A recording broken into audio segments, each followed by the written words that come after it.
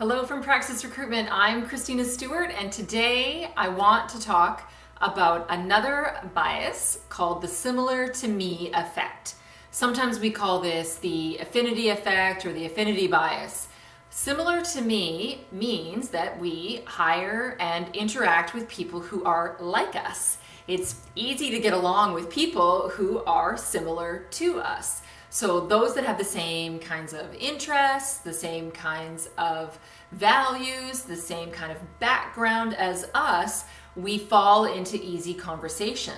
And so what happens in an interview is they interview well. The interview goes phenomenally well. Of course it does, because they're just like us. And so we end up hiring them. And this is dangerous for a couple reasons. First is that you're hiring people who are similar to you, which means you're not hiring those that aren't.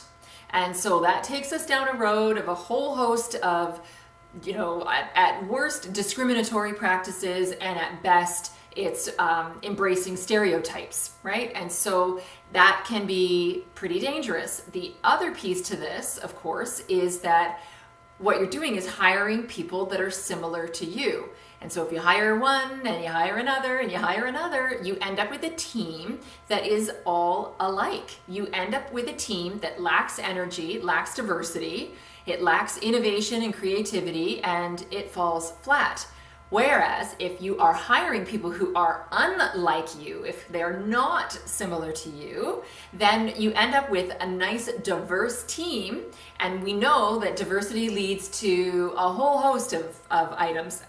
It's increased profitability, which is a big one, of course. It's increased, you get a better reputation, you've got more innovation, you've got reduced turnover, the energy is high, the creativity flows, and you end up with just a better business and a better team when you have that diversity. So avoiding similar to me bias is really important for hiring officers and recruiters.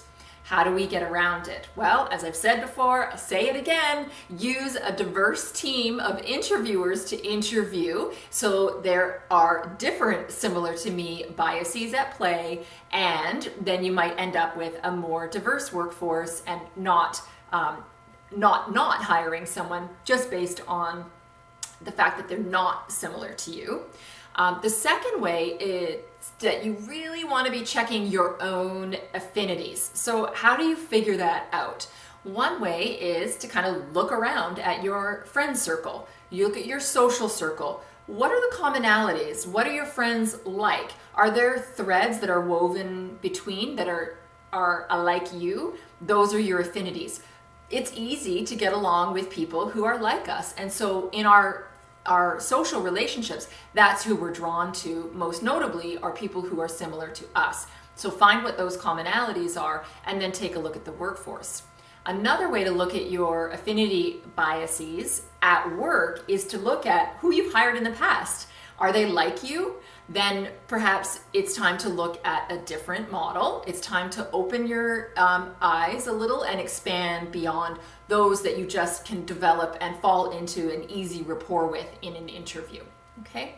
And then the third area to make sure that you're not engaging in similar to me bias is to set some targets.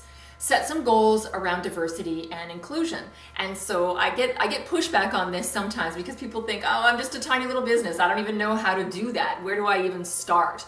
Well, you start by taking a look at your workforce in terms of diversity and inclusion as compared to the community in which you live and work. Is it the same? Then you're doing a great job.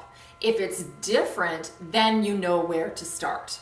Right? So if your workforce doesn't represent the community in which you are working or functioning, then you have some growth opportunities. I won't say a problem.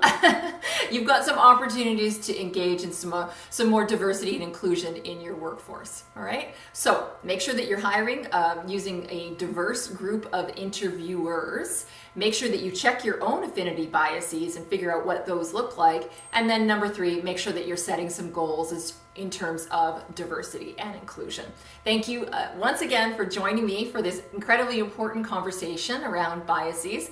It's something that I work toward every single day, and I really appreciate you showing some interest and arriving here today. So thanks so much, and we'll see you next time. Bye now.